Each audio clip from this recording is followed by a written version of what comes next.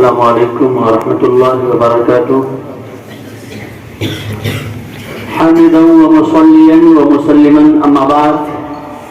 قال الله تبارك وتعالى في كتابه المجيد والفرقان الحميد: اعوذ بالله من الشيطان الرجيم. بسم الله الرحمن الرحيم. انا نحن نزلنا الذكر وانا له لحافظون. صدق الله العظيم. عن عثمان رضي الله تعالى عنه قال: قال رسول الله صلى الله عليه وسلم: خيركم من تعلم القرآن وعلمه. رواه البخاری والمسلم. یہی دینی ادارہ ایک دن رشک جہاں ہوگا. یہی دینی ادارہ ایک دن رشک جہاں ہوگا. یہاں سے پڑھ کے جو نکلے گا وہ فخر زماں ہوگا. یہاں سے پڑھ کے جو نکلے گا وہ فخر زماں ہوگا. کریں گے رش حافظ و قاری زمانے کے. انشاءاللہ مدینہ العلوم سے جو بچے نکل کر کے باہر جائیں گے تو کریں گے فخر حافظ و قاری زمانے کے. مثالی ہوگا وہ بچہ جو یہاں پڑھ کر جمع ہوگا. انشاءاللہ مثالی ہوگا وہ بچہ جو یہاں پڑھ کر جمع ہوگا. سب سے پہلے میں تمام احباب کو، اساتذہ کرام کو اور طلبہ اعزام کو اور ہمارے بڑے حضرت مولانا مفتی ارشاد صاحب قاسمی دامت برکاتہ العالیہ سب کو میں مبارکباد پیش کرتا ہوں. اللہ تعالیٰ آپ لوگوں کی محنت کو قبول فرمائے اور اجر عظیم عطا فرمائے. صحیح بات یہ ہے کہ ابھی کے دور میں مسجد اور مدرسے کا کام کرنا جہاد کرنے سے کم نہیں ہے. جو حالات ہیں، ایک تو ملکی حالات اور دوسرے ہمارے قوم کے لوگ بھی کچھ ایسے ہو گئے ہیں کہ ان کے بارے میں بھی کچھ کہا نہیں جا سکتا ہے. تو ابھی کے دور میں مسجد کا کوئی کام کر رہا ہے یا مدرسے کا کوئی کام کر رہا ہے، یقین جانے کو بہت بڑا کام کر رہا ہے. تو بہرحال ابھی ہم لوگ قرآن کریم کے اختتام کے موقع سے بہت سے ننھے منھے طالب علم میں اپنے چھوٹے سے دل میں اللہ تبارک و تعالیٰ کی اتنی عظیم الشان کتاب جس کو پہاڑوں نے قبول نہیں کیا، اللہ تعالیٰ نے اس قرآن کو اپنے حبیب کریم صلی اللہ علیہ وسلم کے قلب اطہر پر 23 سال کی قلیل مدت میں نازل فرمایا اور وہ قرآن کریم کو ہمارے ننھے منھے طلبہ اپنے سینے کے اندر بسا لیے ہیں. یقیناً یہ بہت بڑا کام ہے. اور آپ جانیں کہ کچھ پانے کے لیے کچھ کھونا پڑتا ہے. یہ مشہور ہے نا، کچھ پانے کے لیے کچھ کھونا پڑتا ہے. اور قرآن کو پانے کے لیے سب کچھ کھونا پڑتا ہے. قرآن کو پانے کے لیے، حافظ قرآن بننے کے لیے سب کچھ کھونا پڑتا ہے، تب جا کر کے وہ حافظ قرآن بنتا ہے. اور حافظ قرآن بننے کے بعد اس سے بڑی ذمہ داری یہ ہوتی ہے کہ اس قرآن کو اپنے سینے کے اندر محفوظ کر لے اور مرتے دم تک اس سے بھٹکے نہیں، ادھر ادھر نہ جائے. شرک اور کفر، بدعات اور خرافات دنیا کی چمک دمک میں ملوث نہ ہو اور قرآن کریم کو باقی رکھے، یادداشت کو باقی رکھے، حفظ کو باقی رکھے. یہ بہت بڑا چیلنج ہوتا ہے جب آدمی دنیا کے اندر نکلتا ہے. اور خاص طور پر آپ لوگ ماشاءاللہ حافظ قرآن ہوئے، اب اسکول میں جائیں گے اور doctor, engineer, professor, lecturer, pilot, یہ وہ سب بننے کی طرف جائیں گے. آپ یقیناً وہ سب بنے، ضرور بنے، لیکن ایک حافظ قرآن کے ساتھ بنے. آپ 24 گھنٹے میں 1 گھنٹہ قرآن کریم کے لیے خاص کر لیں کہ روزانہ 1 گھنٹہ ہم کو قرآن کریم پڑھنا ہے. چاہے ہم جہاز اڑا رہے ہوں یا پھر کیا ہے کہ گاڑی چلا رہے ہوں یا کلینک پہ ہوں یا پھر کیا ہے کہ کالج یا یونیورسٹی کے اندر ہم لیکچر دے رہے ہوں، لیکن 1 گھنٹہ پوری زندگی قرآن کریم کے لیے خاص کر لینا ہے، نکال لینا ہے. تو انشاءاللہ آپ کا قرآن باقی رہے گا. اور جناب محمد رسول اللہ صلی اللہ علیہ وسلم نے جو بشارت اور خوشخبری سنائی ہے، اقرا ورتقی ورتل، کہ حافظ قرآن سے کہا جائے گا کہ تم قرآن کریم کی تلاوت کرو، ورتل القرآن ترتیلا، اور ترتیل میں پڑھو، اسی انداز میں پڑھو جیسا کہ تم دنیا میں اپنے استاد کو بہترین انداز میں سنایا کرتے تھے۔ ترتیل یعنی تجوید اور قواعد کے مطابق، اقفا غنہ مدر کے مطابق تم پڑھا کرتے تھے، ایسے ہی تم آج پڑھتے جاؤ اور جنت کے مقام اور مرتبہ پہ چڑھتے جاؤ، اور تمہاری آخری منزل وہی ہوگی جہاں تم رکو گے۔ ایک حافظ قرآن کتنا بڑا مقام پائے گا، کتنی اس کو بلند عمارتیں ملے گی، یہ آدمی سوچ بھی نہیں سکتا ہے۔ بلند عمارت ابھی دنیا کی سب سے زیادہ بلند مانی جاتی ہے، کہاں ہے وہ؟ دبئی کے اندر برج خلیفہ، جانتے ہوں گے نا آپ لوگ، 828 میٹر اس کی بلندی ہے، لیکن اس سے کئی گنا اور کتنی ہی بہتر اور اچھی عمارت اللہ تبارک و تعالی جنت الفردوس میں کس کو عطا فرمائے گا؟ ایک حافظ قرآن کو عطا فرمائے گا، اور انشاءاللہ اس کے مستحق انشاءاللہ ہم لوگ بنیں گے۔ اللہ تعالیٰ کی رحمت سے امید ہے جب اس کام میں لگایا ہے، اس کام کے لیے چنا ہے تو وہ ضرور ہوگا۔ اس لیے جو آپ نے نعمت حاصل کی ہے اس کو باقی رکھنا ہے، اس کی حفاظت کرنا ہے، جہاں بھی ہم رہیں روزانہ 1 گھنٹہ قرآن کریم کی تلاوت کرنا ہے اور نمازوں کی پابندی کرنا ہے، اور اللہ تبارک و تعالیٰ کے پیغام کو پوری دنیا کے اندر عام کرنا ہے۔ ہر کچے پکے گھر میں اللہ کے قرآن کو پہنچانا ہے، انشاءاللہ پہنچانا ہے۔ دین کا داعی، دین کا شہدائی اور دین کا سپاہی بن کر کے زندہ رہنا ہے۔ جب آدمی دیکھتا ہے پولیس والے کو، آرمی کو، تو ڈر جاتا ہے، گھبرا جاتا ہے۔ اسی طریقے سے جب حافظ قرآن اپنے لباس میں ہوتا ہے، اپنے پوشاک میں ہوتا ہے، اپنی داڑھی میں ہوتا ہے اور اپنی پگڑی میں ہوتا ہے، اپنی ٹوپی میں ہوتا ہے، تو دنیا کے جو چور اچکے ہیں، جرائم کرنے والے، کرائم کرنے والے، بھرشٹاچار کرنے والے، اتیاچار کرنے والے، بلاکار کرنے والے، یہ سب بھی ڈر جاتے ہیں کہ یہ خدا کا سپاہی آ رہا ہے۔ یہ کون آ رہا ہے؟ آپ دیکھتے ہوں گے کہ محلے کے اندر بچہ سب گولی کھیلتا ہے، الٹا سیدھا کام کرتا ہے، اور جہاں امام صاحب نکلے سب غائب، سب گھر کے اندر پھنس جاتا ہے۔ کیوں؟ کہ یہ اللہ کے آرمی ہے، اللہ کے سپاہی ہے۔ بات سمجھے نا؟ لیڈیز سب سڑک پر ادھر ادھر کرتی رہے گی، دیکھیں گے کہ امام صاحب آ رہے ہیں، سب سر کو ڈھانک لے گی اور کیا ہے کہ راستہ کلیئر کر دے گی۔ یہ سب کیوں ہوتا ہے؟ اس لیے کہ یہ اللہ کے سپاہی ہیں، اللہ کے دین کے خادم ہیں۔ تو اگر آپ قرآن پر عمل کریں گے تو اللہ تعالیٰ اس دنیا کے اندر بھی آپ کو عزت عطا فرمائے گا، اور مرنے کے بعد جو مقام اور مرتبہ آپ کو ملے گا اس کے بارے میں آپ لوگ سوچ نہیں سکتے۔ اور بڑی مشہور حدیث ہے بخاری شریف کی، جناب محمد رسول اللہ صلی اللہ علیہ وسلم نے ارشاد فرمایا، خیرکم من تعلم القرآن وعلمہ۔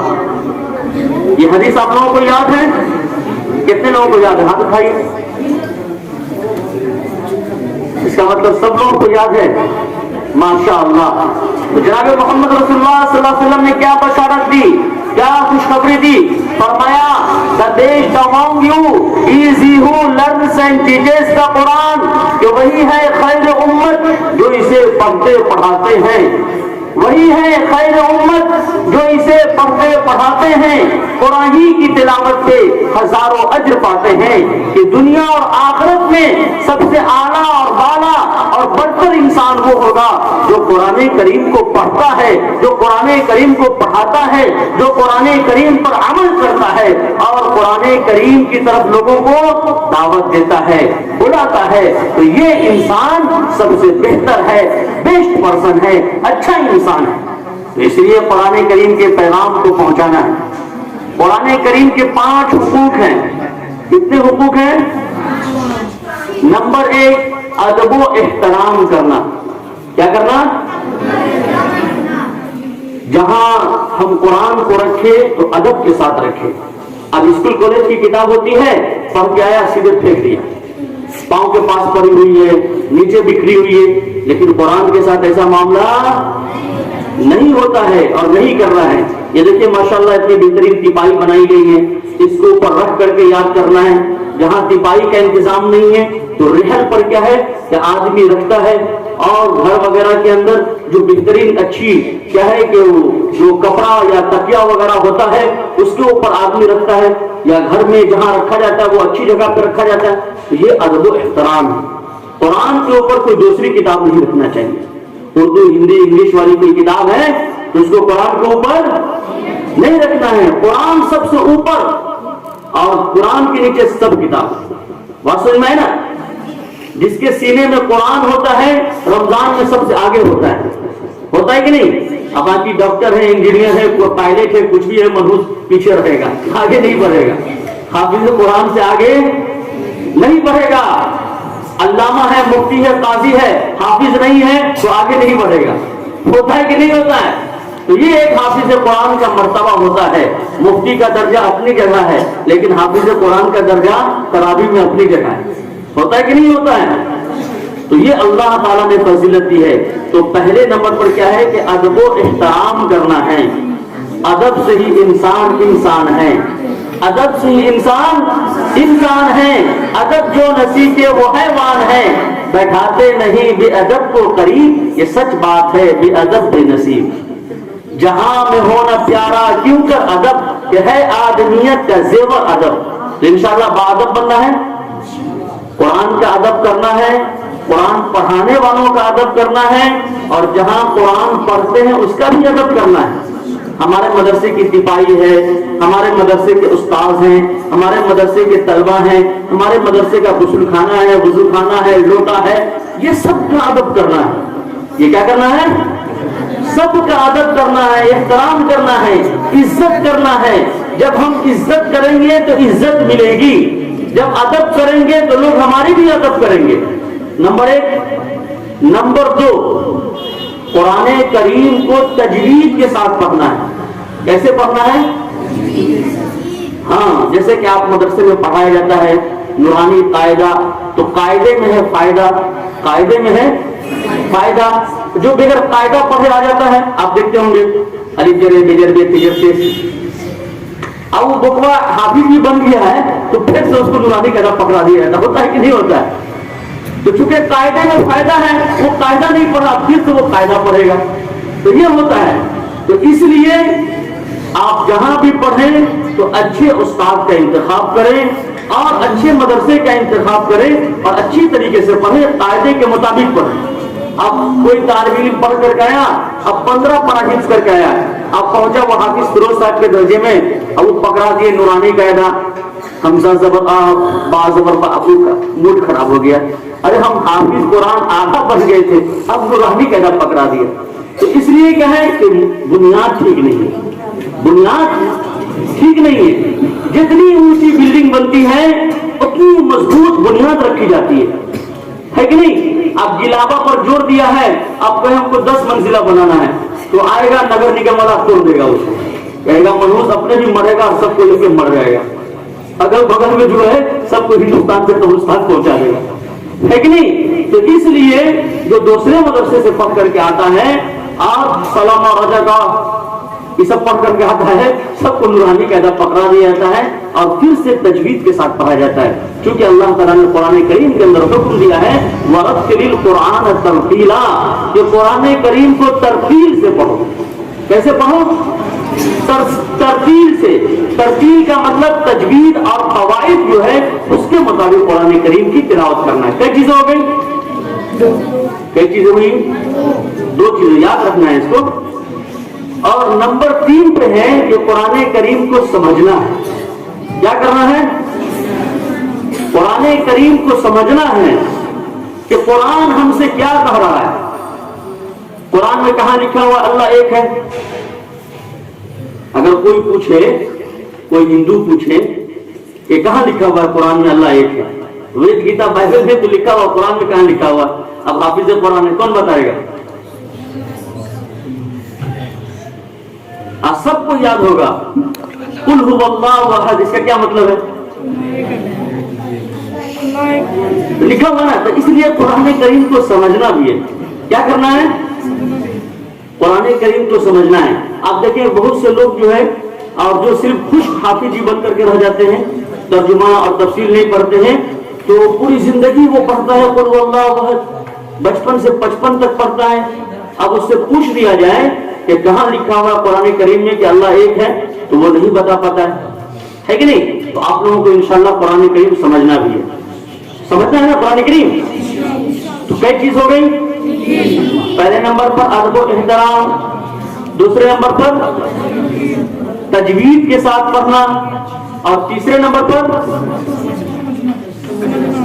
سمجھنا ہے کہ کیا مطلب ہے قرآن کریم کا. الحمدللہ رب العالمین, all praise and thanks be to Allah.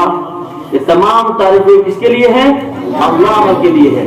the cherisher and creator of all, جو چاہے کہ سارے جہاں کا خالق ہے, رچیتا ہے, کریٹر ہے, پیدا کرنے والا ہے. اس کو سمجھنا بھی انشاءاللہ.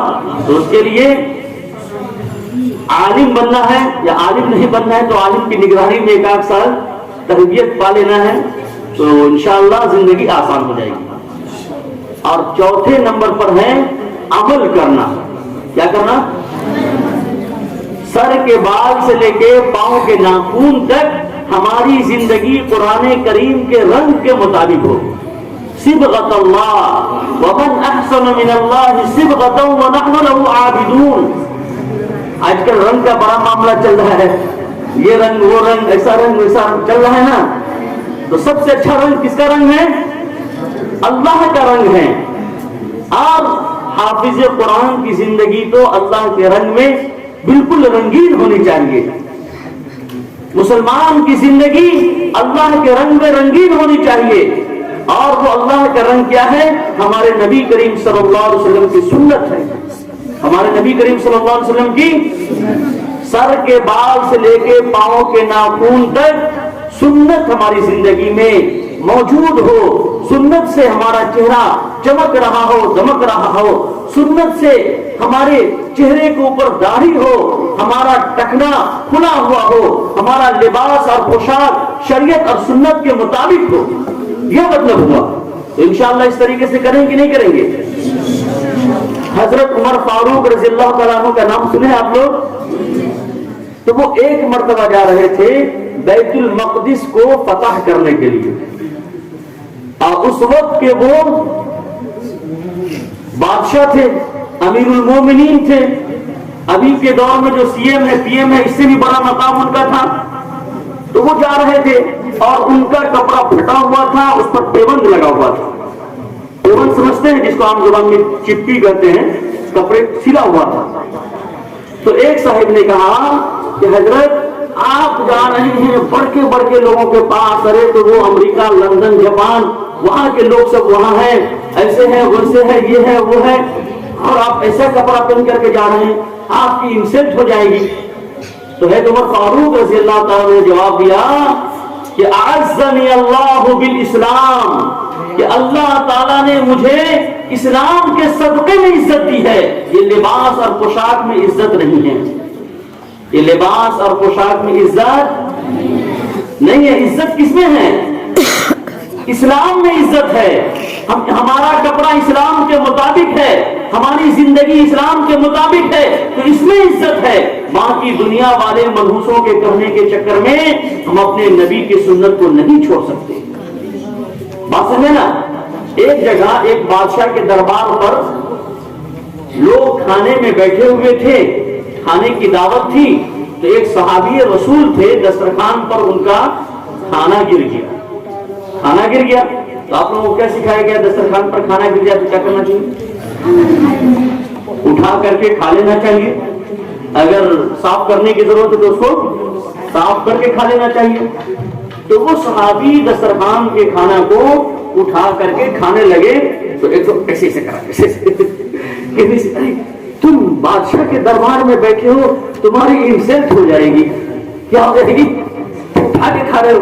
تو انہوں نے کہا کہ ان منحوسوں کے چکر میں ہم اپنی نبی کی سنت کو چھوڑ دیں, ان بیوقوفوں کے چکر میں ہم اپنے نبی کی سنت کو چھوڑ دیں.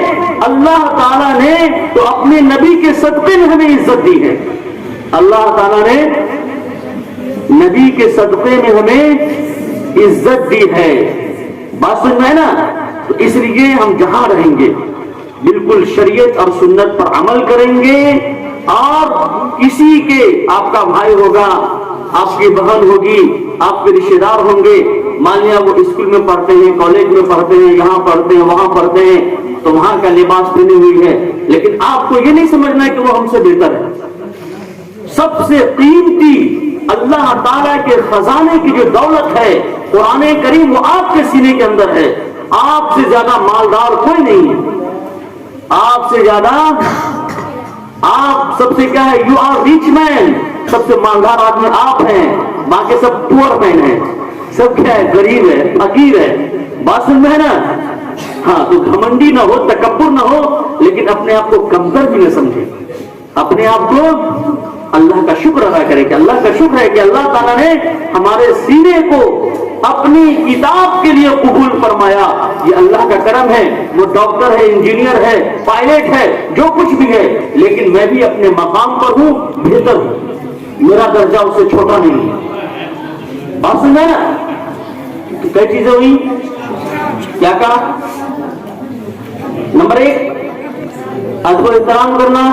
نمبر 2 تجوید کے ساتھ پڑھنا. نمبر 3 سمجھ کر کے پڑھنا. اخفا کہاں ہے, گنہ کہاں ہے, مدہ کہاں ہے؟ بات سمجھ میں نا؟ چھوٹی مد کہاں ہے, مدھیہ متصل کہاں ہے, مدھیہ منفصل کہاں ہے, یہ سب بھی جان کر کے پڑھنا ہے. اور اس کے بعد نمبر 4 عمل کرنا ہے. اور نمبر 5 اس قرآن کریم کو پھیلانا ہے, اس کی نشر و اشاعت کرنا ہے, اس کی تبلیغ کرنا ہے. کہاں کرنا ہے؟ پوری دنیا کے اندر کرنا ہے. ہر کچے پکے گھر میں اللہ کے پیغام کو پہنچانا ہے انشاءاللہ. بس میں تو قرآن کریم کو پھیلانا ہے. سب سے پہلے اپنی زندگی میں کہ سر کے بال سے لے کے پاؤں کے ناخن تک ہمارا قرآن کے مطابق ہو. حافظ قرآن کا بال جو ہے یہ انہوس خان, منہوس خان, شاد خان, سرو خان, کنکن خان, پیٹھان یہ سب کی طرح نہیں ہوگا. حافظ قرآن کی طرح ہوگا اور مسلمان کی طرح ہوگا. قرآن کے حکم کے مطابق ہوگا. ہوگا کہ نہیں ہوگا؟ انشاءاللہ. ہمارا لباس اور پوشاک کیسا ہوگا؟ اسلام کے طور طریقے کے مطابق ہوگا. امی کو بھی سمجھانا ہے, ابو کو بھی سمجھانا ہے, بھائی بہن کو بھی سمجھانا ہے. آج بہت سے اسکول کالج کے طلبہ اور طالبات سب ادھر ادھر کیا ہے کہ جا رہے ہیں, جہنم میں گر رہے ہیں, ارتداد کے فطرے میں مبتلا ہے, کفر اور شرک میں کیا ہے کہ مبتلا ہے. تو وہ سب کو کون بچائے گا؟ آپ لوگ تو بچائیں گے. آپ لوگ تو محنت کریں گے. دنیا کے میدان میں جہاں بھی ہوں گے داعی بن کر کے رہیں گے, سچے پکے حافظ قرآن بن کر کے رہیں گے, ایک سچا مسلمان بن کر کے رہیں گے, تو انشاءاللہ اللہ آپ کی حفاظت کرے گا. کیا کرے گا؟ اللہ تعالیٰ نے قرآن کریم کے اندر ارشاد فرمایا یا ایھا الرسول بلغ ما انزل الیک وان لم تفعل فما بلغت رسالته واللہ یعصمک من الناس. اے نبی کریم صلی اللہ علیہ وسلم, جو آپ کے اوپر نازل کیا گیا ہے اس کو آپ لوگوں میں پہنچائیں. اگر آپ ایسا کام کریں گے تو اللہ آپ کی حفاظت کرے گا. کون حفاظت کرے گا؟ تو اللہ کے رسول صلی اللہ علیہ وسلم کے ارد گرد جو باڈی گارڈ رہتے تھے سب کو سائڈ کر دیے. یہ آیت نازل ہونے کے بعد کہ اب اللہ تعالیٰ ہماری حفاظت کرے گا. کون کرے گا؟ ان تنصروا اللہ ینصرکم ویثبت اقدامکم. کون پڑھا میں؟ کون بتائے گا؟ ان تنصروا اللہ ینصرکم ویثبت اقدامکم. یا ایھا الذین آمنوا ان تنصروا اللہ ینصرکم ویثبت اقدامکم. 26-12 سورہ محمد آیت نمبر 7 صفحہ نمبر 6. اے ایمان والو, جب تم اللہ کی مدد کرو گے, اللہ کے دین کی مدد کرو گے, اللہ کے دین کا کام کرو گے, تو اللہ تمہاری مدد کرے گا. کیا کرے گا؟ اللہ تمہاری مدد کرے گا اور تمہارے قدموں کو جما دے گا. آج یہی کام نہیں ہو رہا ہے. سارا کام ہو رہا ہے لیکن یہ کام نہیں ہو رہا ہے. بات سن ہے نا؟ تو یہ کام کرنا ہے. تو یہ قرآن حدیث کے اندر تو بتایا گیا ہے، اور ہندو دھرم کی ایک کتاب ہے شریمد بھگوت گیتا، اس کے اندر بھی بتایا گیا ہے کہ جو دھرم کی حفاظت کرتا ہے، لوگوں کو کیا ہے کہ ایشور کی طرف بلاتا ہے، اللہ اس کی حفاظت کرتا ہے۔ اور ایک کتاب ہے ہندو دھرم کی جس کا نام ہے ہری بھکت، کیا نام اس کا؟ تو اس کے اندر بتایا گیا دھرمو رکشتی رکشتہ، کہ اگر تم دھرم کی حفاظت کرو گے تو اللہ تمہاری حفاظت کرے گا۔ تو بہرحال ہم لوگوں کو ڈرنے کی ضرورت نہیں ہے، اللہ تعالیٰ ہمارا مددگار ہے، بات سن رہے نا۔ اور جو کتاب آپ پڑھ رہے ہیں، جو پڑھائی آپ پڑھ رہے ہیں، یہ دنیا کی عظیم تعلیم ہے، عظیم پڑھائی ہے، اس پر محنت کرنا ہے، اچھا حافظ قرآن پڑھنا ہے۔ آج کل جو دور چل رہا ہے یہ مسابقہ کا چل رہا ہے، مقابلہ کا چل رہا ہے، ہر جگہ اچھے لوگوں کو سلیکٹ کیا جاتا ہے اور جو کمزور ہوتا ہے اس کو چھانٹ دیا جاتا ہے۔ اسی طریقے سے اگر آپ اچھے حافظ قرآن ہوں گے، آپ کا انداز اچھا ہوگا اور بہترین یادداشت آپ کی ہوگی، تو آپ کو تراویح کی جگہ بھی مل جائے گی، اور اگر گڑبڑ ہے تو پھر کیا ہے تو وہاں بھی آپ کو جگہ نہیں ملے گی۔ اس لیے سب سے پہلے بنیادی چیز یہ ہے کہ جو بچہ سبق پکا سناتا ہے اس کو قرآن بھی پکا یاد رہتا ہے، یہ بنیادی چیز ہے۔ کیونکہ سبق کیا ہے کہ یہ بنیاد ہے۔ اب 114 منزلہ بلڈنگ بنانی ہے، عمارت بنانی ہے، تو اس کو تو گلابا پر بنایا نہیں جائے گا، مٹی پر تو بنایا نہیں جائے گا، اس کو کیا کیا جائے گا؟ اس میں کنکریٹ، بالو، سیمنٹ، رڈ، یہ سب دے کر کے مضبوط اور مستحکم کیا جائے گا۔ تو جو طالب علم سبق پکا سنائے گا اس کا قرآن بھی پکا رہے گا، اور جو کچا سبق سنائے گا پوری زندگی اس کا قرآن کچا رہے گا۔ اس لیے سبق آپ یاد کرنے سے پہلے استاد سے پڑھ لیں۔ اب مان لیا کبھی کبھار استاد کے پاس ٹائم نہیں ہے تو جو حافظ قرآن ہے یا جس کا سبق آپ سے آگے ہے، جو حفظ کیا ہوا ہے، اس کو دیکھ کر کے سنا لیں۔ اس لیے کہ ٹیڑھی بن گئی ہے تب اس کو سیدھا کرنا بڑا مشکل ہو جائے گا، ہوتا ہے کہ نہیں ہوتا ہے؟ لیکن اگر سیدھی ہے تو پھر وہ آسانی سے سیدھی ہو جاتی ہے، اور نہیں بنی ہوئی آپ اس کے اوپر ایک منزل بنانا ہے تو آسانی سے بن جائے گا، اب نیچے والے کو توڑ کر کے ایک منزل بنانا ہے تو وہ نہیں ہو پائے گا، ہوگا؟ اب ہوگا بھی تو بہت مشکل سے ہوگا۔ تو اسی طریقے سے کوئی طالب علم اگر غلط یاد کر لیتا ہے، وہ استاد سے سبق نہیں پڑھا، کوئی حافظ قرآن جو اس کا ساتھی ہے اس کو نہیں سنایا، ایسی یاد کر لیا، اب وہ غلطی یاد کر لیا ہے تو اس کو ٹھیک کرنے میں بہت زیادہ محنت کرنی پڑے گی۔ جو یاد نہیں ہے وہ آسانی سے یاد ہو جائے گا، اور جو غلط یاد کیا ہوا ہے اس میں ٹھیک کرنے میں مشکل ہو جائے گی۔ اس لیے سبق آپ لوگ سنائیں تو بالکل پکا سنائیں، اس میں کوئی غلطی معاف نہیں۔ اور یہ صحیح بات ہے، کیونکہ ہم لوگ بھی حفظ کیے ہیں اور حفظ کرائے ہیں، پڑھائے ہیں، تو دیکھیں کہ جو استاد اپنے بچے کا پکا سبق سناتے تھے، اپنے بچوں کا بالکل کوئی غلطی معاف نہیں، سبق میں کوئی سمجھوتا نہیں، ایک صفحہ سنانا ہے بالکل بغیر غلطی کے، 2 صفحہ سنانا ہے بغیر غلطی کے، تو وہ طالب علم سے ملاقات ہوتی ہے تو جناتی حافظ ہے، ایسی جو ہے کرکٹ کھیلتا رہے گا، کرتا رہے گا، جائے گا سیدھے سنانا شروع کر دے گا۔ اور جو طالب علم کچا سبق سنایا ہے دیکھتے ہیں کہ رات دن محنت کرتا ہے، رات دن یاد کرتا ہے، پھر بھی کیا ہے کہ اس کو ڈر لگا رہتا ہے، تو یہ چیزیں ہوتی ہیں۔ اس لیے آپ لوگ اس بات کو اچھی طریقے سے یاد کر لیں کہ بالکل پکا سبق سنائیں۔ تو اس کے علاوہ سبق پارا کا بھی سنا جاتا ہوگا تو سبق پارا بھی پکا سنائیں، آموختہ ہے تو آموختہ بھی سنائیں پکا، اور بالکل محنت کریں۔ جب آپ محنت کریں گے، حافظ قرآن بن جائیں گے، تو حافظ قرآن کے لیے ڈاکٹر بننا، انجینئر بننا، پائلٹ بننا سب آسان ہو جاتا ہے۔ کیا ہو جاتا ہے؟ سب آسان ہو جاتا ہے۔ حافظ قرآن کو آج کل سب لوگ ہائی جیک کر رہے ہیں، کوئی کر رہا ہے کہ ہم لے جائیں گے، کوئی کر رہا ہے ہم لے جائیں گے، شاہین گروپ والا ادھر یہ کر رہا ہے، رمانی ٹھٹی والا ادھر بلا رہا ہے، وہ والا ادھر بلا رہا ہے، وہ والا ادھر بلا رہا ہے، سب پکڑ رہا ہے۔ کیوں؟ اس لیے کہ وہ جانتا ہے کہ دنیا کی سب سے جو مشکل چیز سمجھی جاتی تھی اس کو یہ کام کر لیا ہے، تو یہ سب کیا ہے کہ حلوہ ہے۔ انگلش ہندی سنسکرت سب کیا ہے؟ حلوہ ہے، کوئی بھاری چیز نہیں ہے۔ تو اس لیے آپ اس میں مضبوط بنے، مستحکم بنے، پکے بنے۔